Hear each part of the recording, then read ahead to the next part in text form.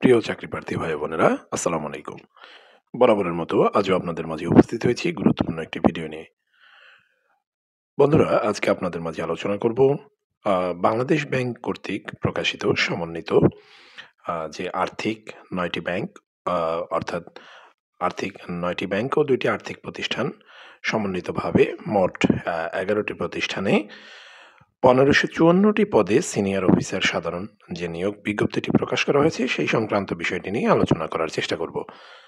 তো তারই ধারাবাহিকতায় আমরা এখন ভিডিওর মূল পর্বে প্রবেশ করব। আর ভিডিওর মূল পর্বে প্রবেশ করার আগে আপনি যদি আমার চ্যানেলে নতুন হয়ে থাকেন, তাহলে অবশ্যই চ্যানেলটি সাবস্ক্রাইব করে বেল আইকনটি অন করে রাখবেন। আর যদি আপনি ইতিপূর্বে আমার সাবস্ক্রাইবার হয়ে থাকেন, আপনাকে অসংখ্য ধন্যবাদ।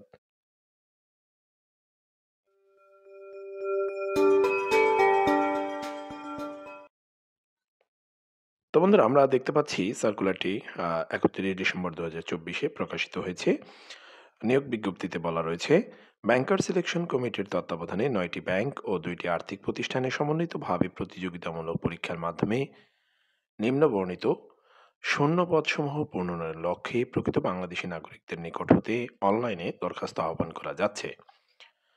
পদের নাম সিনিয়র অফিসার সাধারণ, জব আইডি ১০,২২০, যা আবেদনের ফি প্রদানের সময় নির্ধারিত স্থানে ব্যবহার করতে হবে।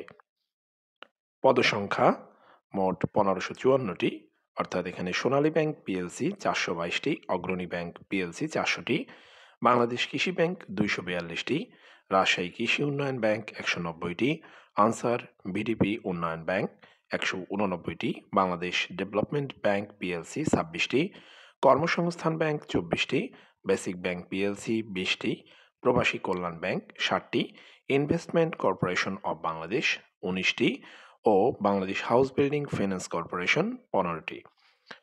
বেতন স্কেল, জাতীয় বেতন স্কেল ২০১৫ টাকা ২২,০০০ থেকে ৫৩,০৬০ টাকা স্কেল এবং তৎসহ নিয়মাবলী প্রদায় অন্যান্য সুবিধা। শিক্ষাগত যোগ্যতা বরাবরের মতোই থাকবে। স্বীকৃত বিশ্ববিদ্যালয় হতে যে কোনো বিষয়ে স্নাতকোত্তর ডিগ্রি অথবা ৪ বছর মেয়াদী স্নাতক অথবা স্নাতক সম্মান ডিগ্রি থাকতে হবে।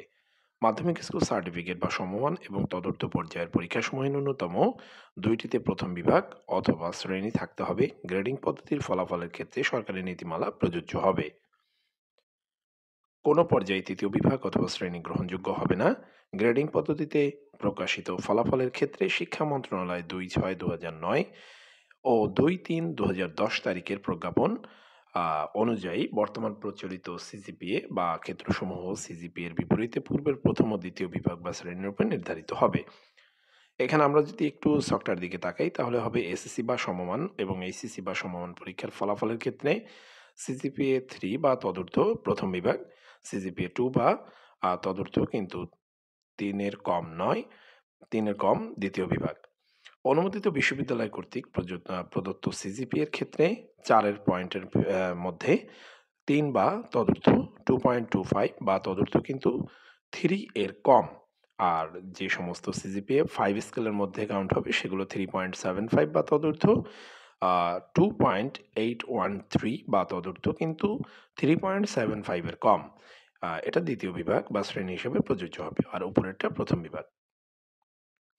তো বন্ধুরা, আমরা বেশি কিছু নিয়ে আলোচনা করব না। কারণ ব্যাংকিং সিস্টেমে আবেদনের জন্য পূর্বেই কিছু সিস্টেম করা থাকে। আমরা এই সংক্রান্ত একটি ভিডিও খুব দ্রুতই চ্যানেলে আপলোড করে তার লিঙ্ক আমরা ডেসক্রিপশন বক্সে দিয়ে দিব। আপনি সেখান থেকে চাইলে ভিডিওটি দেখে নিতে পারবেন। তাছাড়া আমরা ডেসক্রিপশন বক্সে অলরেডি আপনি কিভাবে আপনার কাঙ্ক্ষিত অ্যাডমিট কার্ডটি ডাউনলোড করবেন তার একটি ভিডিও করা রয়েছে। তার লিঙ্কটি দিয়ে দিয়েছি। আপনি সেখান থেকেও ভিডিওটি দেখে অ্যাডমিট কার্ড সহজে ডাউনলোড করে নিতে পারবেন। তো ৬ নম্বরে আমরা দেখতে পাচ্ছি প্রার্থীর বয়সসীমা ১৮/১১/২০২৪ তারিখে সর্বনিম্ন ২১ বছর এবং সর্বোচ্চ ৩২ বছর। আবেদনপত্র দাখিল এবং ফি প্রদানের শেষ তারিখ ও সময় ৩০/১/২০২৫ তারিখ রাত ১১টা ৫৯ মিনিট। পেমেন্ট ভেরিফাই এবং ট্র্যাকিং পেজ সংগ্রহের শেষ তারিখ ও সময় ৫/২/২০২৫ তারিখ রাত ১১টা ৫৯ মিনিট। আবেদন ফি অফেরতযোগ্য ৳২০০। ডাচ বাংলা ব্যাংক পিএলসির মোবাইল ফিন্যান্সিয়াল সার্ভিসেস রকেটের মাধ্যমে প্রিপেইড পেমেন্ট পদ্ধতিতে আবেদনকারীকে নিজের অথবা এজেন্ট অ্যাকাউন্ট ব্যবহার করে ফি প্রদান করতে হবে।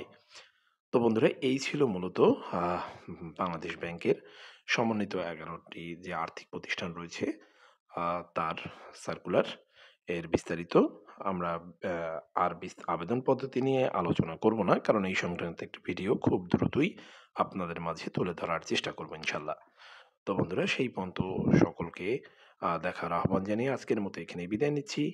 আবারও যাবার সময় চ্যানেলটি সাবস্ক্রাইব করার অনুরোধ জানিয়ে এখানে বিদায় নিচ্ছি। আসসালামু আলাইকুম।